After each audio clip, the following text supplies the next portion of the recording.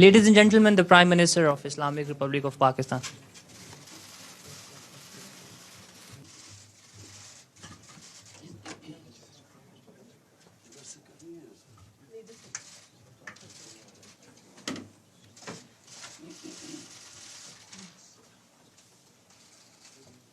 On? On? Oh, you start.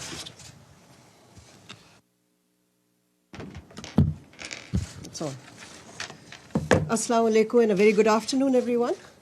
It's my great honor to have Prime Minister Imran Khan and Foreign Minister Shah Mahmood Qureshi today addressing a presser at the UN. So without much ado, I will hand over to the Prime Minister. Bismillah ar-Rahman ar-Rahim. The main reason I came to attend the United Nations General Assembly was to highlight the plight of people of Kashmir. There are a lot of problems. We are trying to fix a lot of things. Pakistan faces challenges, and so therefore I would not really have come out at this time. But I came out to New York only because I felt that unless we highlight what is going on in Kashmir, the world is not going to know. Neither will the people know the oppression that is going on, nor will the world understand that this is just the beginning. It's going to get worse. And there's a potential that two nuclear-armed countries will come face to face at some stage.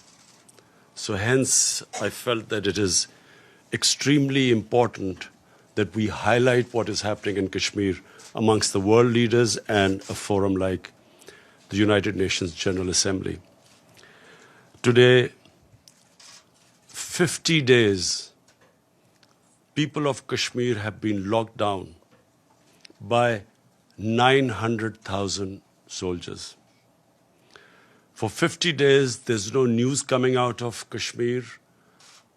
There's a total news blackout. I have met Kashmiris in New York who have complained that they can't get in touch with their families. They don't know what's going on. We know of mass arrests. We know that the entire leadership of Kashmir, even those leaders who were pro-India, who wanted to be part of India, even those Kashmiri leaders are now somewhere in jail in India. We know that young people, boys, have been picked up. We know that the hospitals are not functioning. One of the members who came to see me, who belongs to Kashmir, told me that his relative suffers from dialysis, has kidney problems, so has to have dialysis, and he's fearing for his life. So basically, my whole point of saying of coming here was to highlight this. This is unprecedented. 8 million people in an open jail is unprecedented in this day and age. And then this nonsense that this is a part of India, so the world should stay out. Just to remind the world that there are 11 Security Council, UN Security Council resolutions that recognize Kashmir as a disputed territory and which gave the right to people of Kashmir the right of self-determination through a plebiscite to decide their destiny. That right has been given to the people of Kashmir. For 70 years, this plebiscite never took place. And then unilaterally, this BJP government has annexed Kashmir. They have gone against their own constitution. They've revoked the constitution of Article 370. And so what we fear now, the next point is what is going to happen. What we fear, and which is the stated aim of the BJP government, that they will change the demography of Kashmir. To change the demography of an occupied piece of land is against the Fourth Geneva Convention. It's considered a war crime. And secondly, the biggest worry is what happens once the curfew is lifted. We fear with 900,000 soldiers there will be a massacre. And that's also what we are trying to tell the world community, that they must act on it.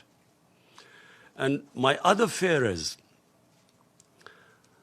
that India, for whatever is happening in Kashmir, will blame on Pakistan. Last February, there was a Kashmiri boy who blew himself up on an Indian military convoy. The parents of the boy said that he was radicalized by the security forces on some checkpoints or something. Nothing to do with Pakistan. Yet Pakistan was immediately blamed for it. I went on air and said, if you give us any proof that Pakistan is involved, we'll take action. Before any proofs could come, the Indian jets arrived.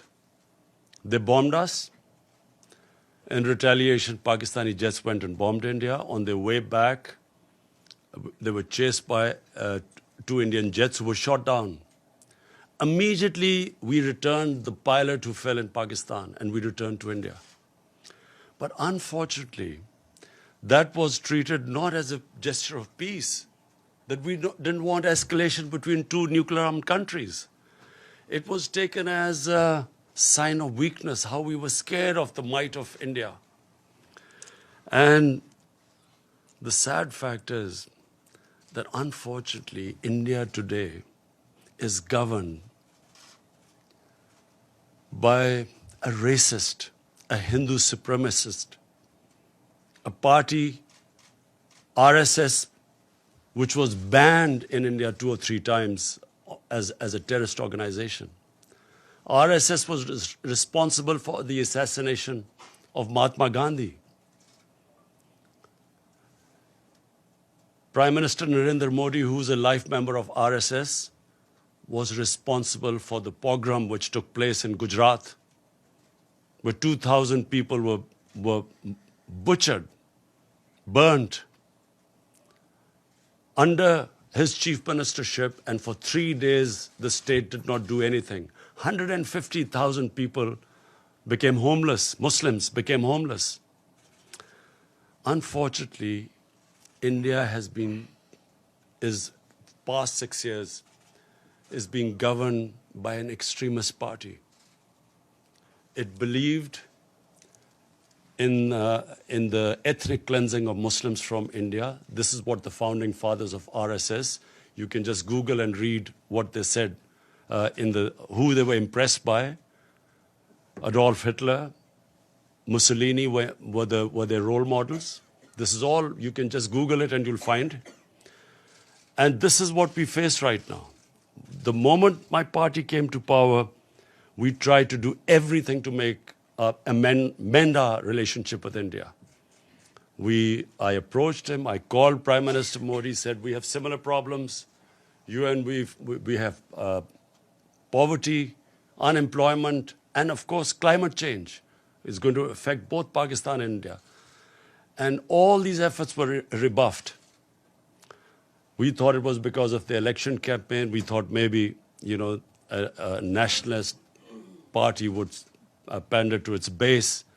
So we waited till after the elections.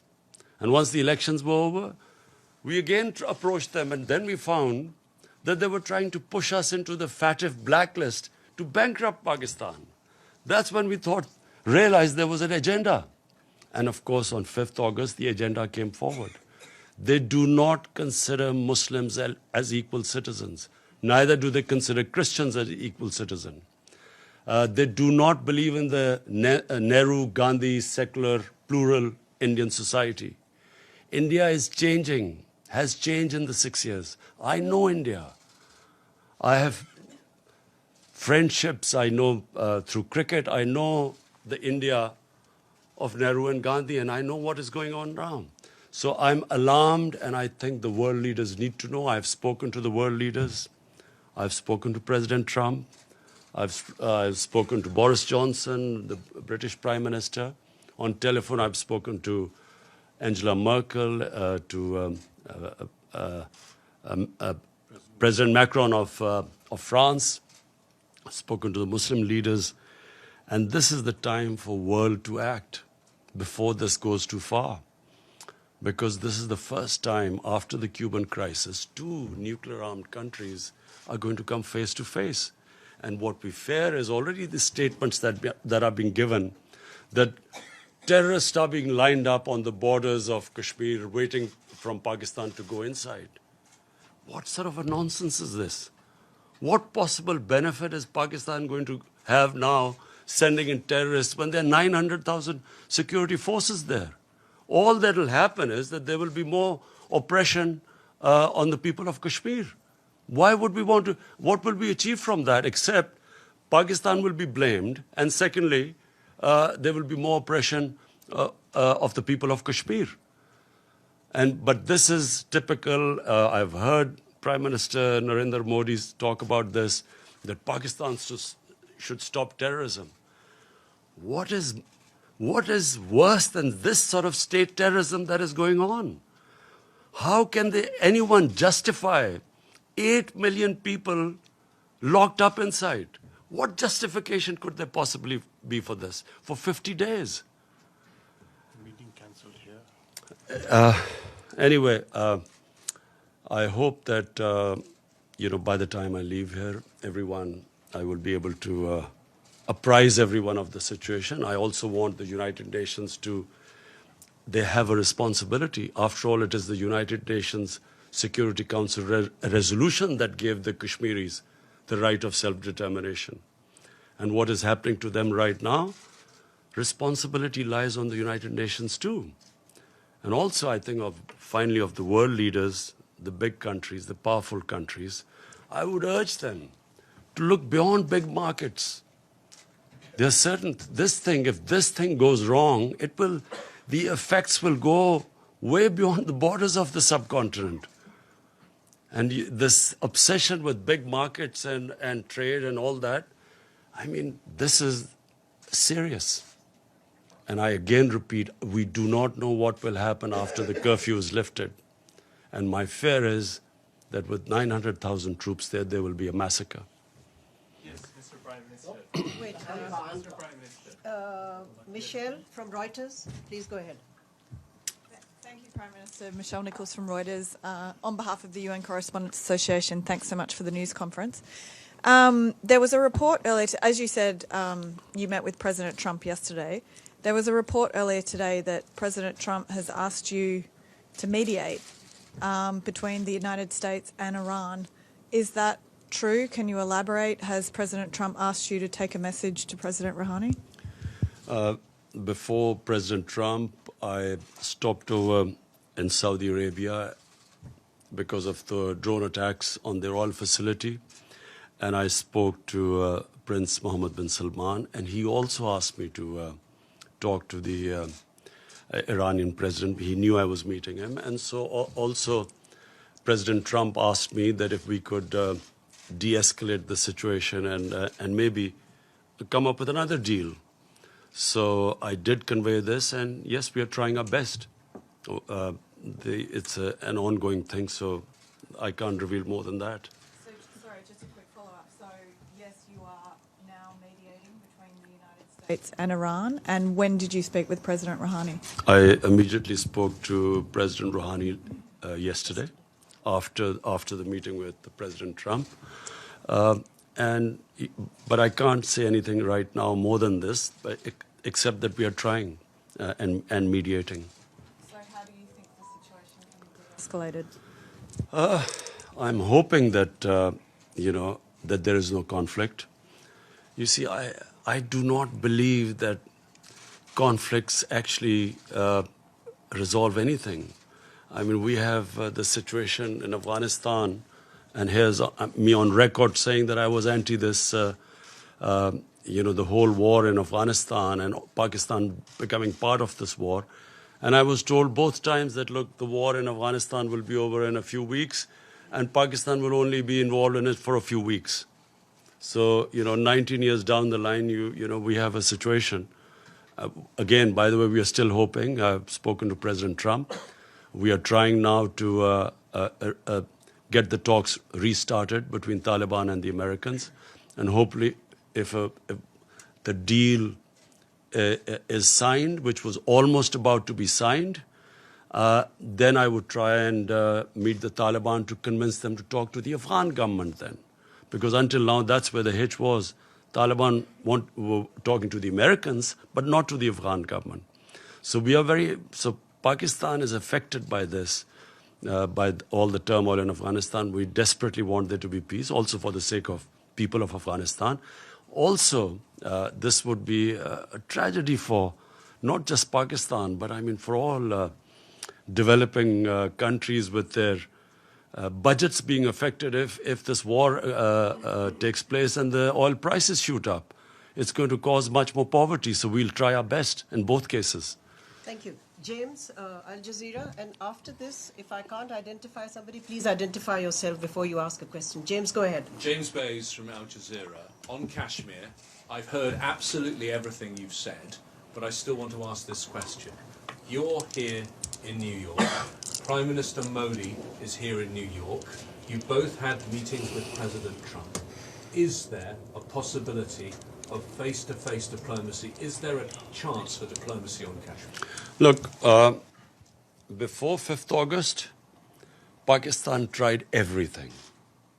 I spoke to President Modi too, saying we have similar problems. Our problem is poverty, above anything. The responsibility of the head of state above anything is to get people out of poverty. And conflict is one that creates poverty.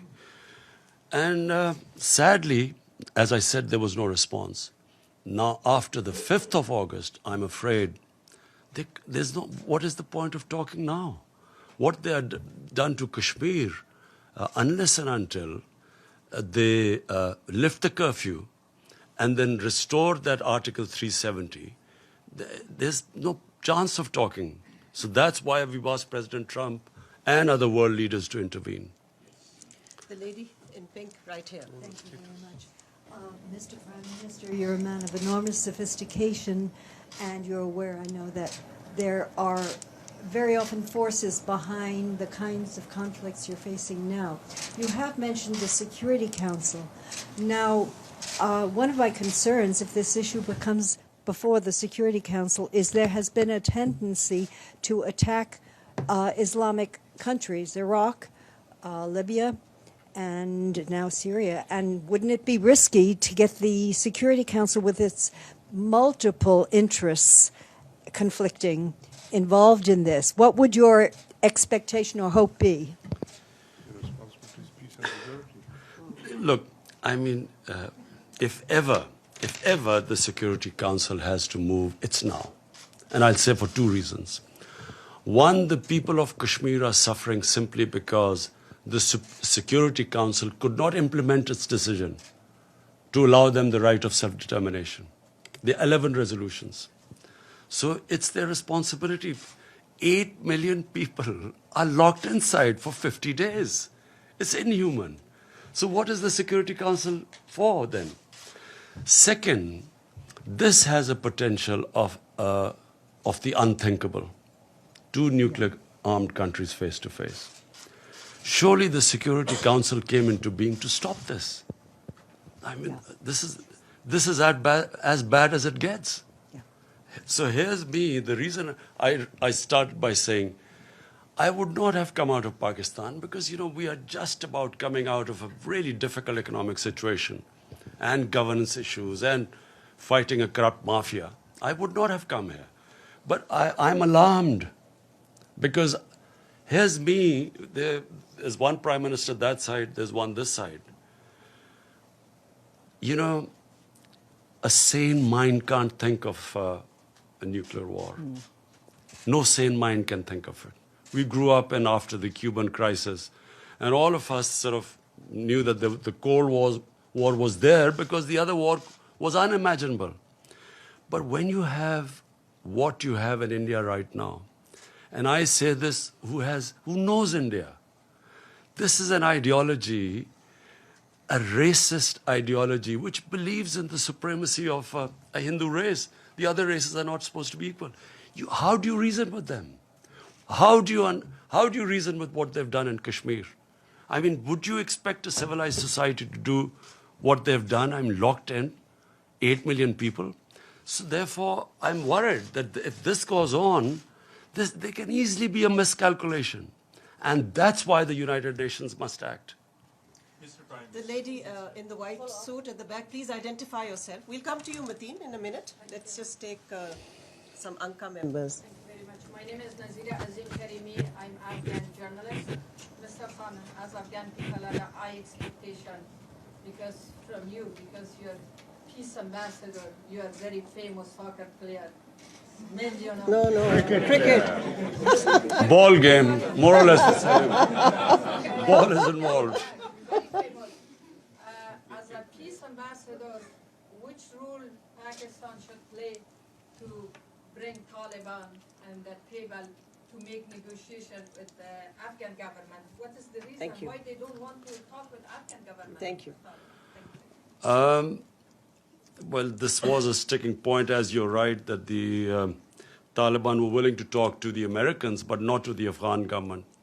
And at one point, the Taliban wanted to meet me, but I asked the Afghan government, and they asked me not to meet them.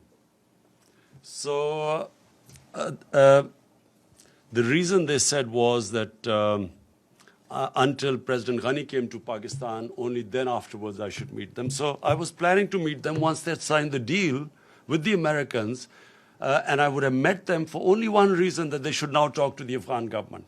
But unfortunately, on a tweet, we found out that the deal was off. But, it's very sad because that was very close. And once the deal was made, then, the progress would have been made. But let me just be clear. There is no military solution, which is what I've been saying for a long time. And once the Afghans get together, they will find a solution. It must be, if the government sits down with the Taliban, they'll find a solution. But it's a question of getting them there. Iftikhar, APP. Thank you, Mr. Prime Minister. Iftikhar Ali from Associated Press of Pakistan. For weeks, you have been calling for lifting of siege in Indian occupied Kashmir. And in this connection, you have met representatives of international humanitarian organizations. What is it that prevents them to carry out their mandatory task of providing relief to the Kashmiri people and to visit the prisoners, which they are mandated to do?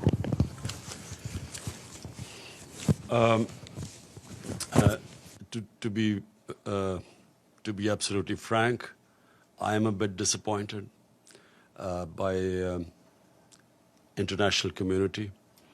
I'm disappointed first because,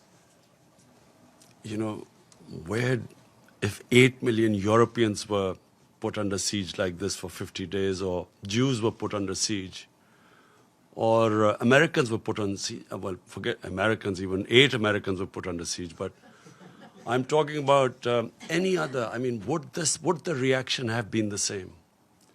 They make statements, and there is no pressure as yet on Narendra Modi to lift the siege. So we will keep mounting the pressure. And I will tell the UN, I'm speaking on Friday, I will tell them that if there is a massacre, what are 900,000 troops doing there? When India says that, Pakistan is sending these terrorists, 500 terrorists, what can 500 terrorists do in front of 900,000 troops? Why would you send 500 terrorists, as what they're saying? 900,000 troops are not to fight terrorists. They are to control, intimidate, and subjugate a population.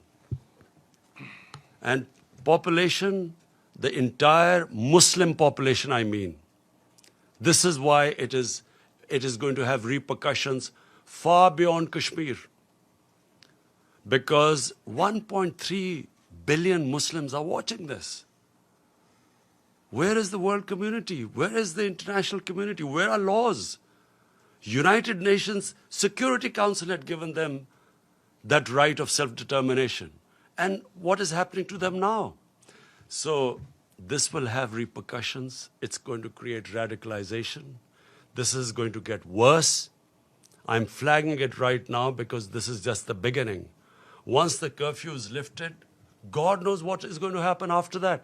Do they expect that the people of Kashmir, who've already lost 100,000 people in over 30 years, do they think that just because India has revoked Article 370, they will quietly accept the status quo? They will accept that India has taken over and annexed Kashmir? Of course, this is going to be there's every likelihood of there being a massacre. So the world community will be responsible. Mateen Heather. Can I just add to what the Prime Minister said to your question, sir? The President of the ICRC met the Prime Minister yesterday, and he said that in order to go and operate in Jammu and Kashmir, Indian occupied side, they need permits. They've applied for permits, and they have neither been refused nor been given permits. So practically, they're inaccessible. Yes, Mr. Prime Minister over here, Mateen Heather, Ji, Mateen. So you just expressed disappointment over international community's cold response. But you are saying at the same time you are making all efforts, meeting world leaders.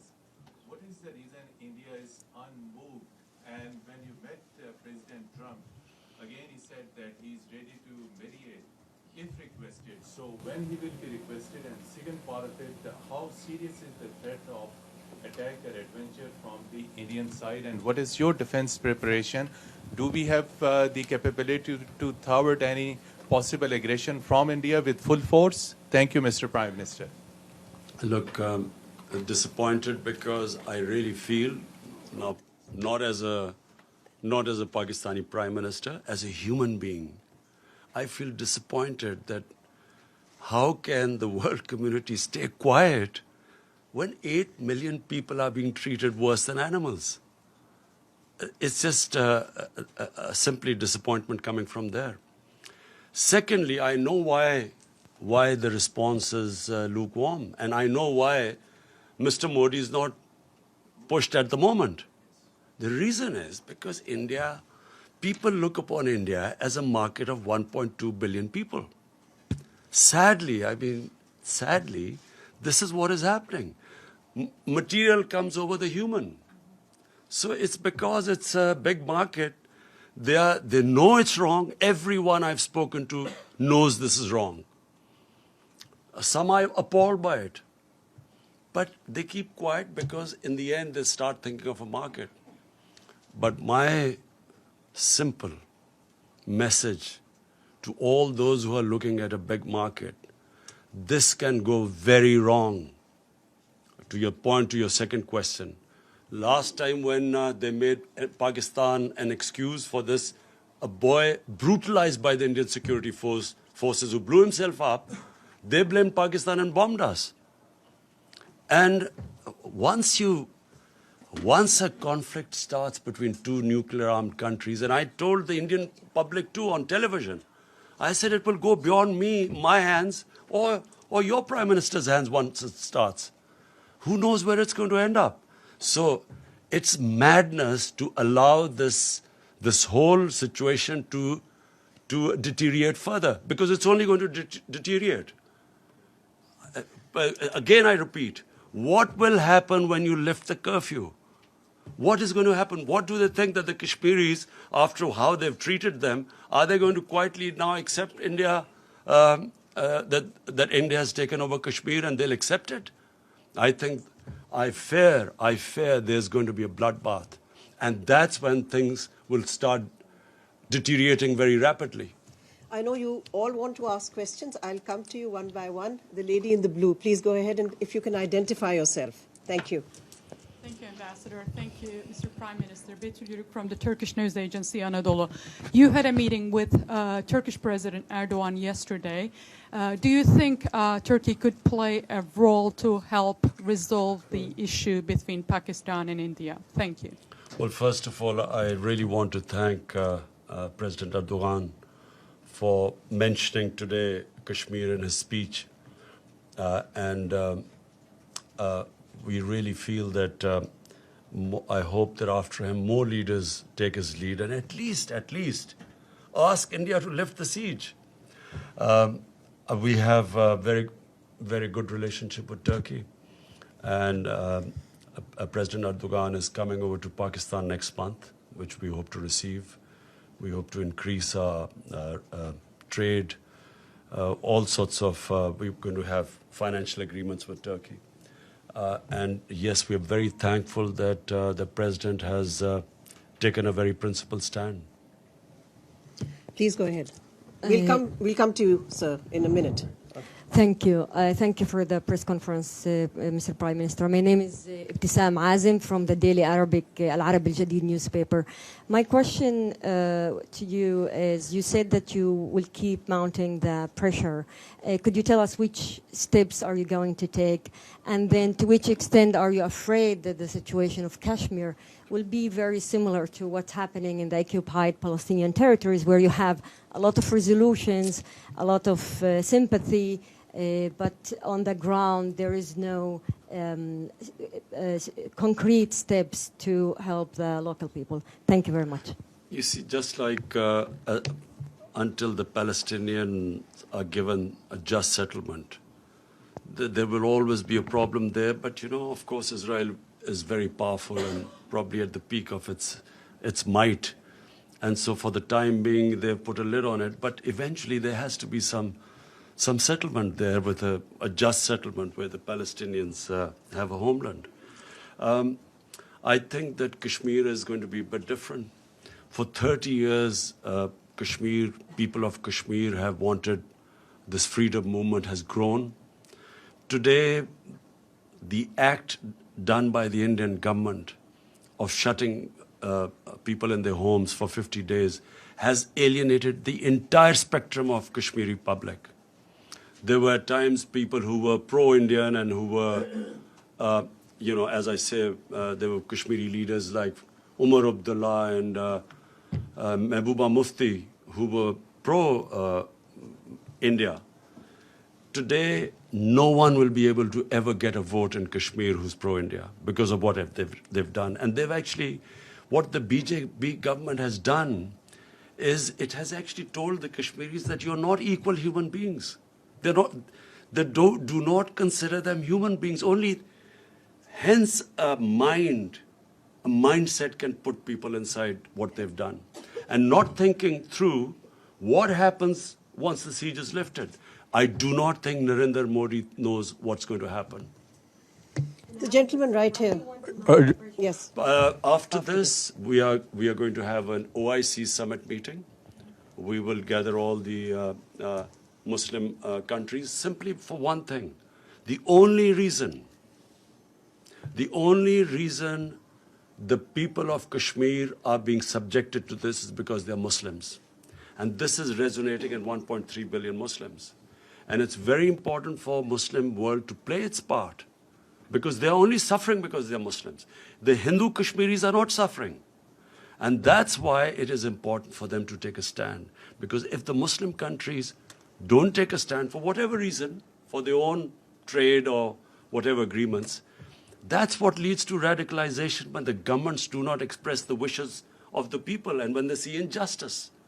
So I hope that, you know, the Muslim countries, we will have the OIC meeting next month.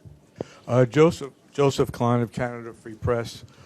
You've been quoted as saying that Pakistan had originally trained al-Qaeda forces, and also that you regretted the decision by the Pakistani government after the 9/11 attack to side with America against what would then refer to as terrorists.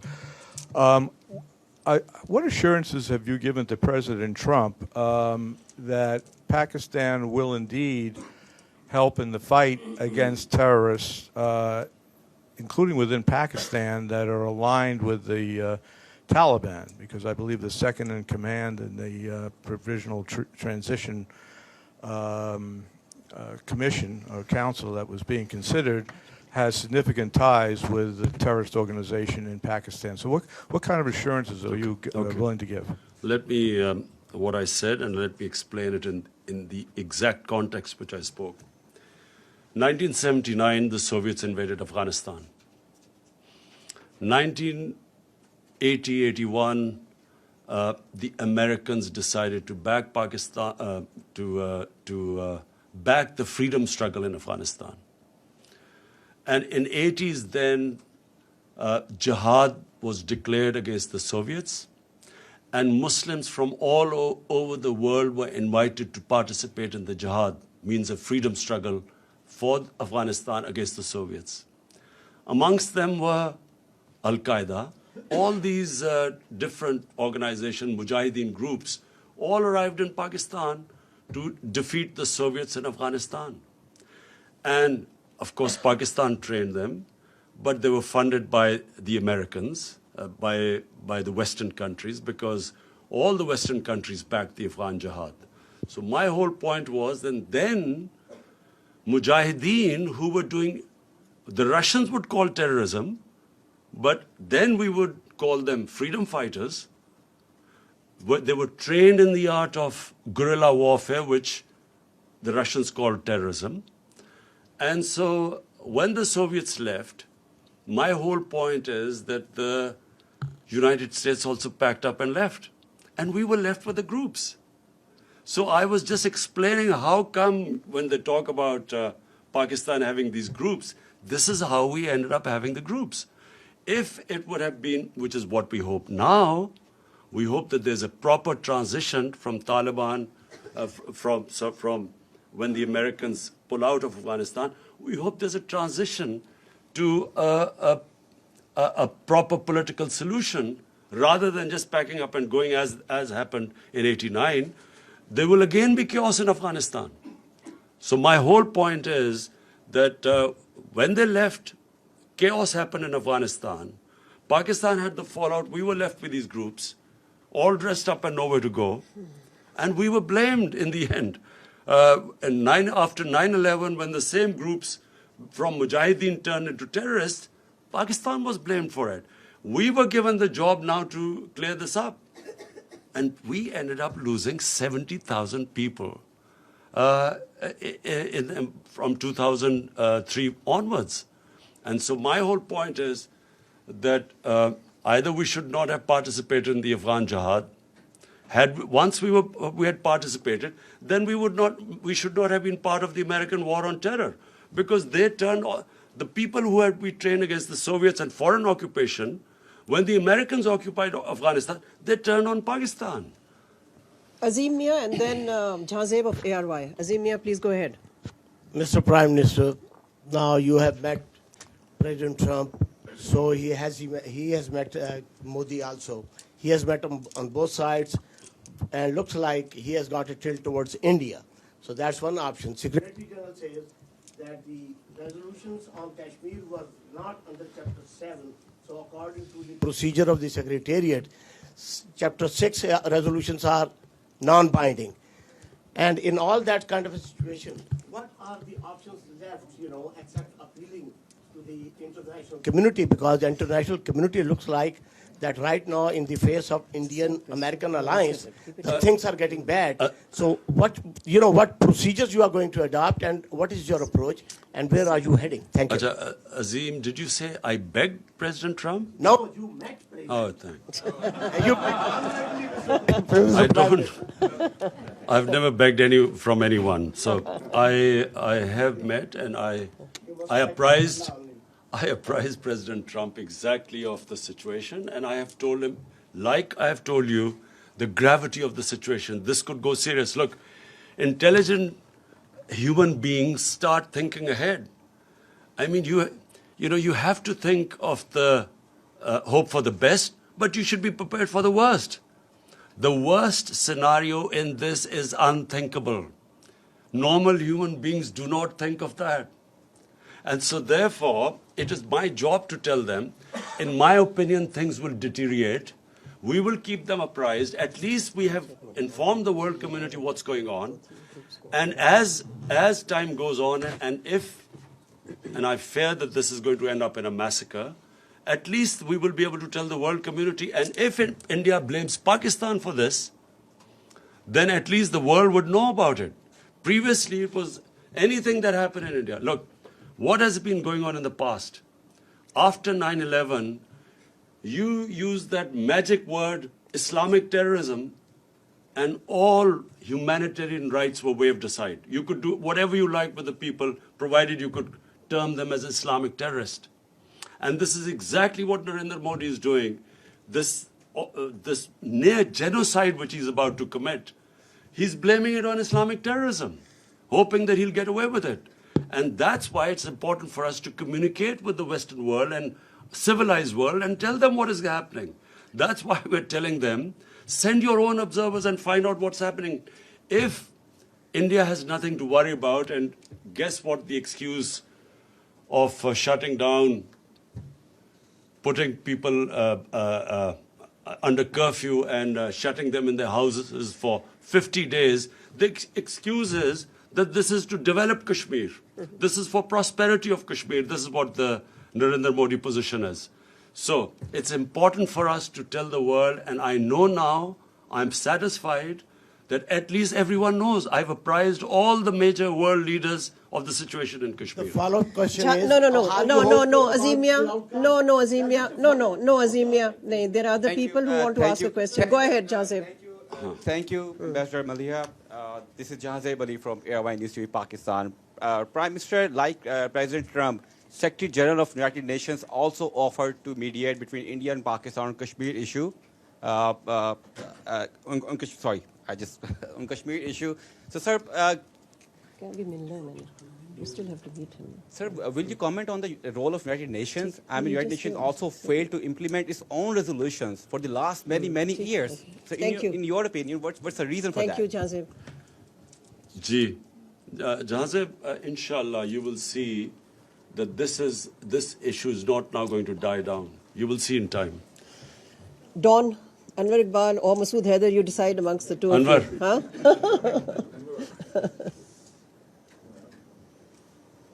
Sorry. I have a very brief, very simple question. You are here, met world leaders, you'll be speaking in 2 days, and you'll go back. What other options do you have now if the international community does not respond? Look, Anwar, let's be straight about this. What options have we got apart from this? I mean, we can't attack India if, clearly that's not an option.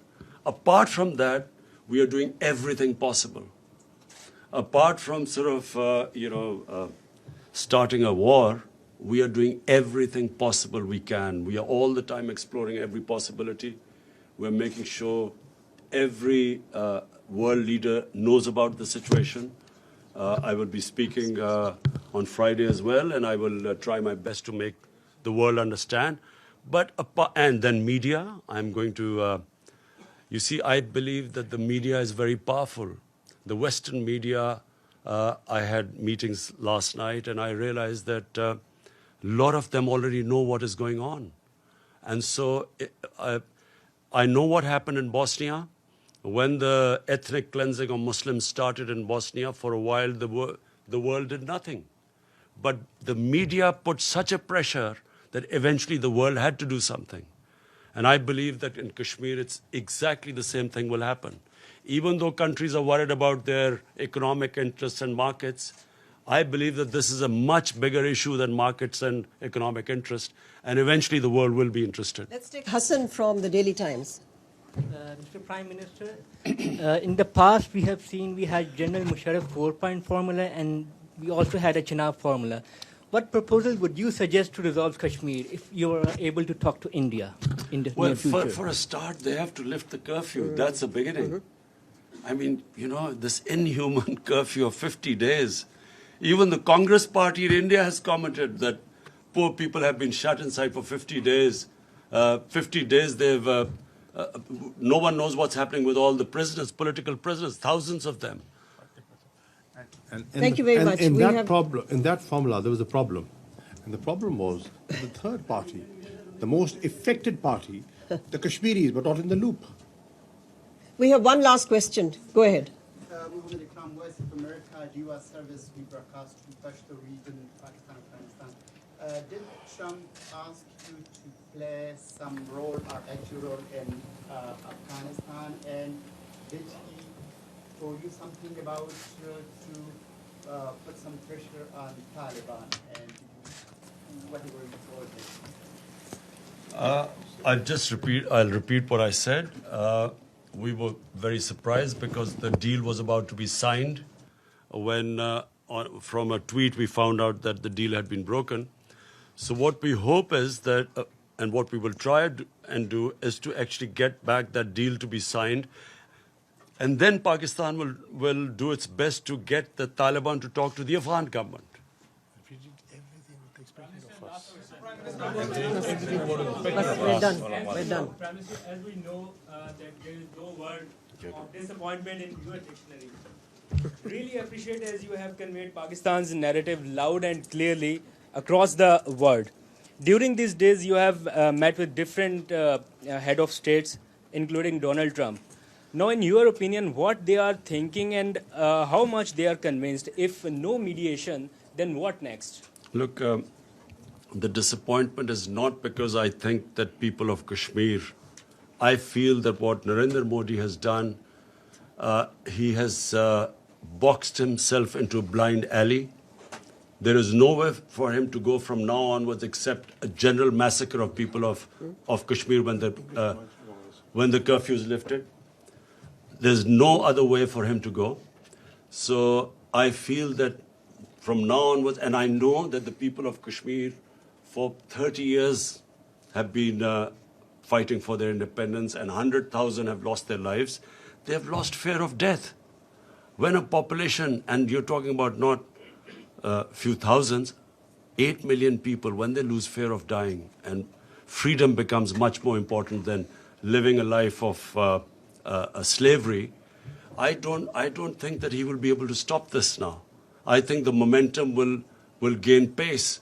So I'm not disappointed about where it is headed because I know that this will eventually now end up in freedom for people of Kashmir. What I'm disappointed is that for some reason, countries put their economic interests ahead of human beings. This is the same with climate change. Countries, because of not wanting to lose their growth rate, do not realize that what impending disaster this climate change is bringing to the world. Neither do countries, for instance, which I'll be speaking about, this money laundering which comes from the developing world into the rich countries every year, billions and billions of dollars from poor countries moves to rich countries through corruption, ruling elites of developing world, taking the money out. And unfortunately, because if anything, the richer countries gain from it, they do not take any steps to stop it. This is a plunder of the poor countries. The poor countries are getting poorer. The rich are getting richer. And these criminals who plunder the poor countries have an easy way of parking their money, buying flats in New York and London. And that's what we want. We want the world to take notice of this. The richer countries, they should have strong money laundering laws. They should, if we can identify that money has been stolen from our countries, it should be immediately given back to us.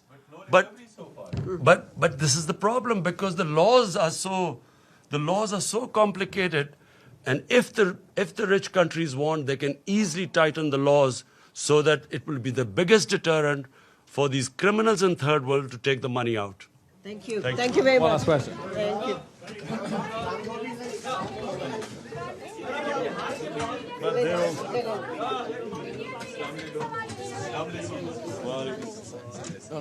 है वो allowed तो होता नहीं है Pakistani media कहाँ allow करते हैं? नरेंद्र मोदी के उसमें India media is third grade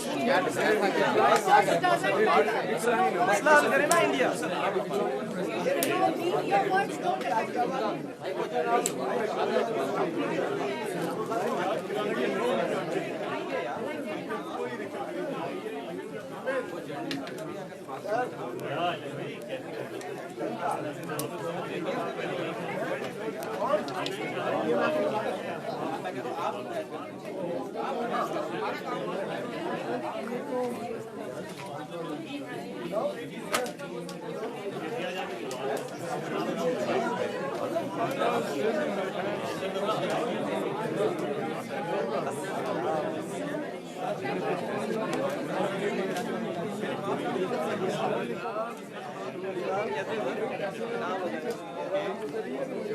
एक ही